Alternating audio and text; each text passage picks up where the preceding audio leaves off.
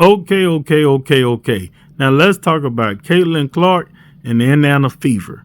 But before we get started, I want to thank y'all for tuning in to the Gertie Mac Show and taking y'all time to subscribe to the channel, liking and sharing my videos. I really appreciate all that. Now let's go. Now, Caitlin Clark and Indiana Fever, they got the W by a 9-point lead.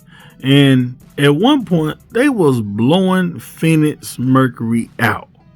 Where it looked like it wasn't going to even be a good game. But hey, you gotta give it to Phoenix Mercury. You cannot count them out.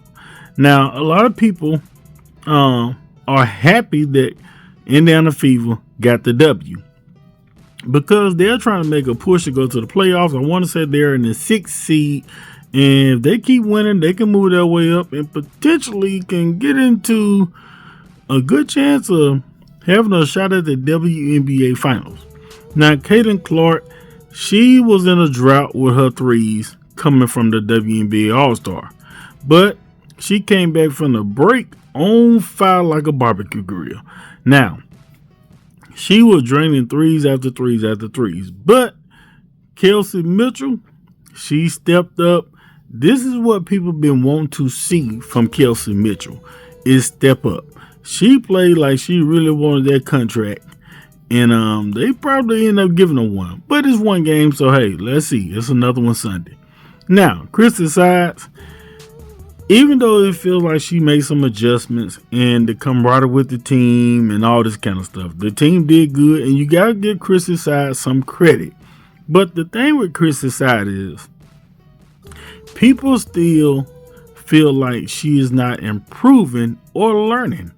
Because she have moments where, okay, she do something good, she take 3 steps forward, but then she'll take 10 steps backwards. What I'm saying is this. They had a 28-point lead. They was up. And then Christy Sides ended up benching Caitlin Clark and some of the other players and let Erica Wheeler get in and all this kind of stuff.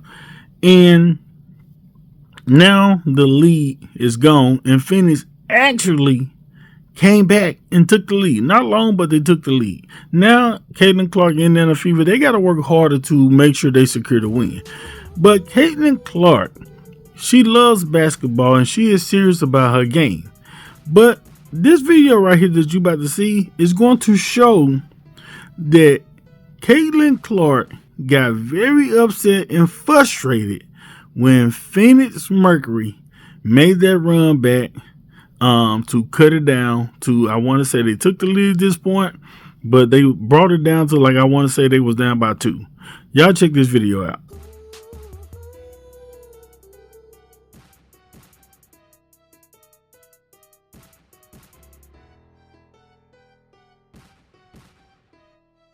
So as you see in that video clip, Caitlin Clark is clearly, lost and frustrated with, like, what are we doing? Like, how do we get to this point to where now we're about to be down and potentially risking the chance to lose this game? Now, game management. People are concerned with Christy Sides' game management. It's like she don't know when to make the right decisions. It's like she calling timeouts too late. Phoenix Mercury was going on a run, and there was plenty of times when Christy Sides could have just called timeout and said, okay, let's slow this down. I don't care if Phoenix Mercury go down there and make 1 3-pointer. Call timeout. Let's slow this down, because you can see that the team is kind of losing their focus right now. And then Erica Wheeler. I showed a video before where she balled during this break.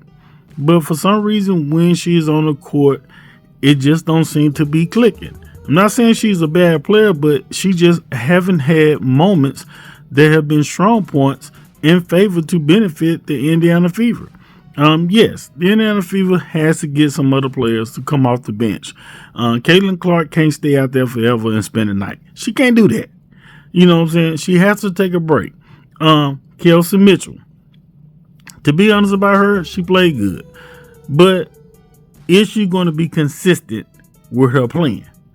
Her shooting has been inconsistent. Not taking it away from her game, But the thing that Indiana Fever needs is consistency. They need that.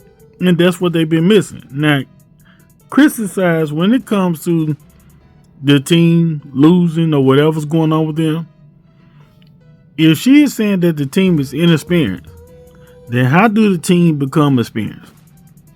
How do they get better? How do they make their adjustments? How do they not blow leads?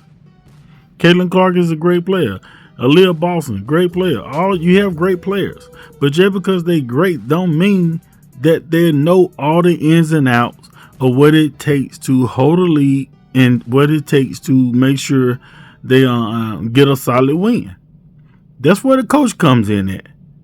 I'm going to take your talent, but I'm going to give you the knowledge, give y'all the direction to go on the court, you know what I'm saying, and give y'all the right tools to perform.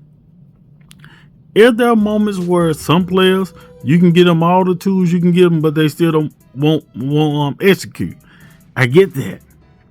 But this has been going on and on with Indiana Fever and Chris's sides about adjustments. Accountability at some point has to fall on the coach. Caitlinclark goes out there and does what she does. She goes out there and plays. Aaliyah Boston. Players are stepping up.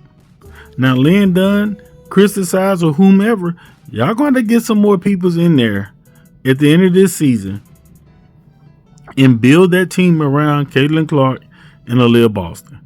Kelsey Mitchell, I know she wants another contract. She had an amazing game. But we're going to need those type of amazing games on a regular basis. That's it. But y'all get in the comments tell what y'all think. Don't forget to subscribe to the channel, like and share the video.